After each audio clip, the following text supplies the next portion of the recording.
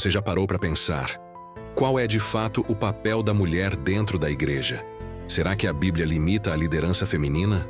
Ou será que muitas dessas limitações são fruto de interpretações culturais, não de mandamentos eternos?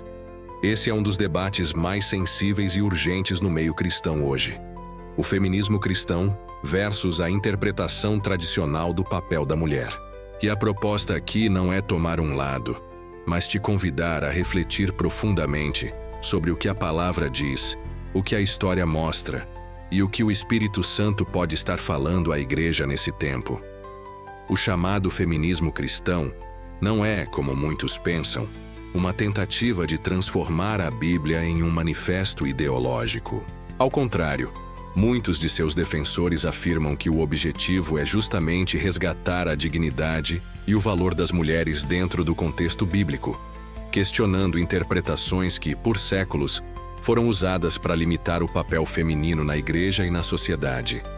Um texto muito citado é Gálatas 3:28, onde Paulo declara: "Não há judeu nem grego, escravo nem livre, homem nem mulher, pois todos são um em Cristo Jesus."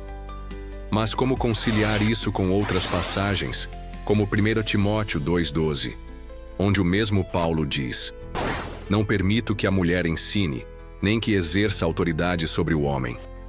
Isso foi uma regra universal, ou uma instrução pontual dentro de um contexto cultural específico? Quem defende a interpretação tradicional, muitas vezes chamada de complementarista, argumenta que homem e mulher foram criados com papéis diferentes, mas igualmente importantes. Eles se apoiam em 1 Coríntios 11:3. "Quero que saibais que Cristo é o cabeça de todo homem, o homem é o cabeça da mulher, e Deus é o cabeça de Cristo." Para esse grupo, a liderança masculina é uma ordem divina, não uma construção machista.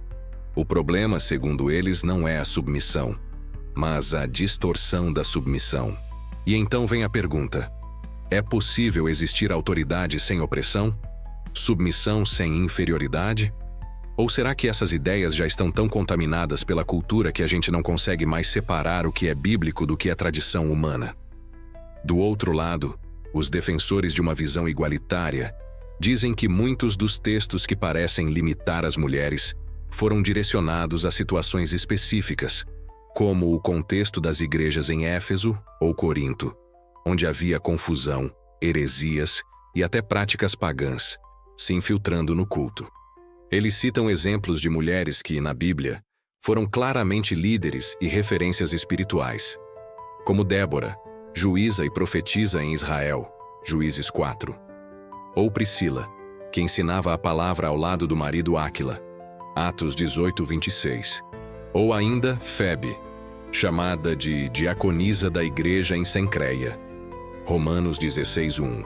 E aí fica o questionamento: se Deus levantou mulheres assim no passado, por que Ele não faria o mesmo hoje? O mais delicado é que ambos os lados buscam respaldo na mesma Bíblia. Os complementaristas querem proteger a autoridade das Escrituras e preservar a ordem bíblica.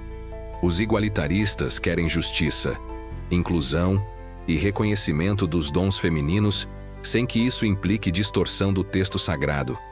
E então, quem está com a razão? Será que estamos diante de uma questão doutrinária ou de uma disputa de interpretação que poderia ser resolvida com mais humildade e contexto?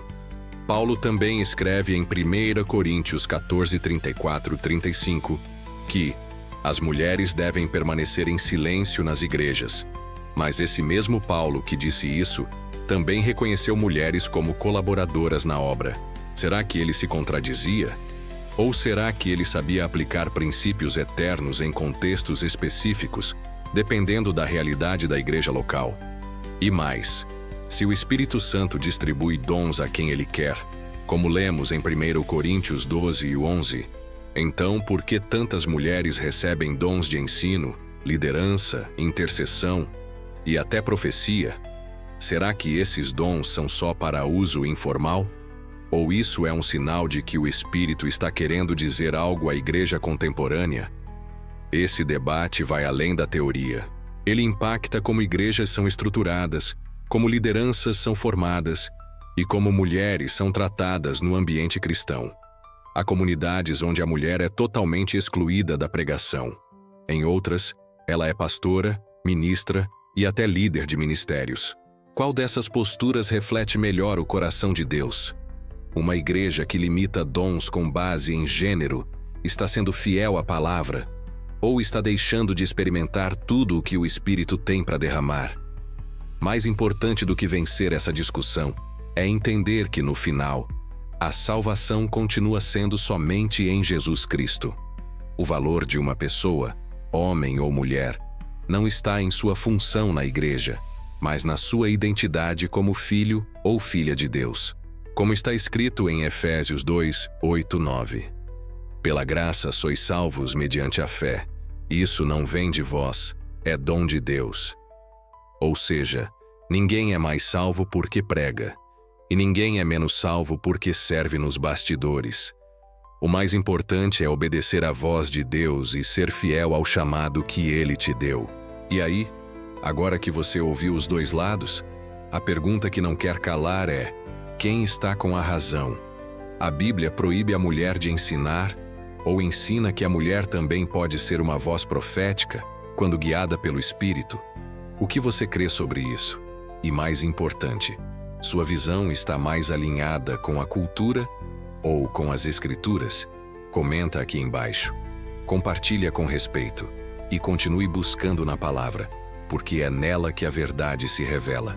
Senhor Deus, obrigado por nos permitir refletir sobre temas tão profundos com base na Tua palavra.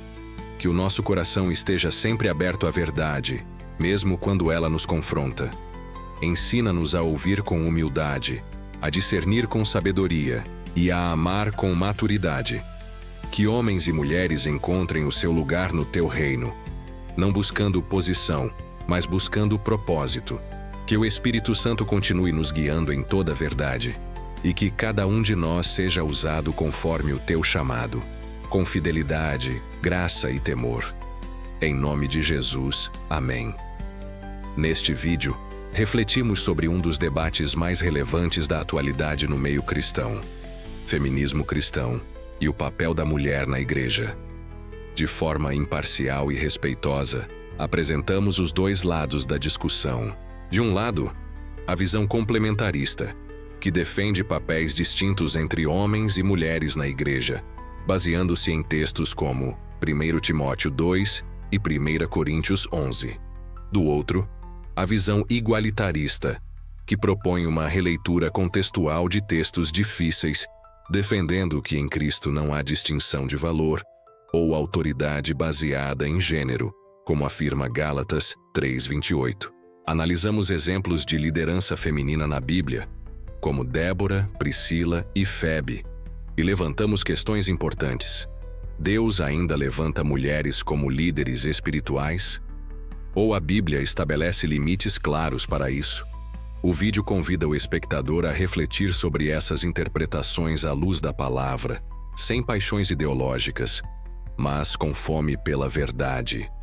E o mais importante, reafirmamos que a salvação está em Cristo, não em funções ministeriais. Homens e mulheres são igualmente chamados à santidade, à obediência e à missão de anunciar o reino de Deus. A conclusão é clara: mais do que vencer um debate, é preciso viver o Evangelho com equilíbrio, humildade e fidelidade às Escrituras. Se essa mensagem te fez pensar, comenta aqui embaixo. Eu quero ouvir a voz do Espírito. E compartilha com respeito a sua visão.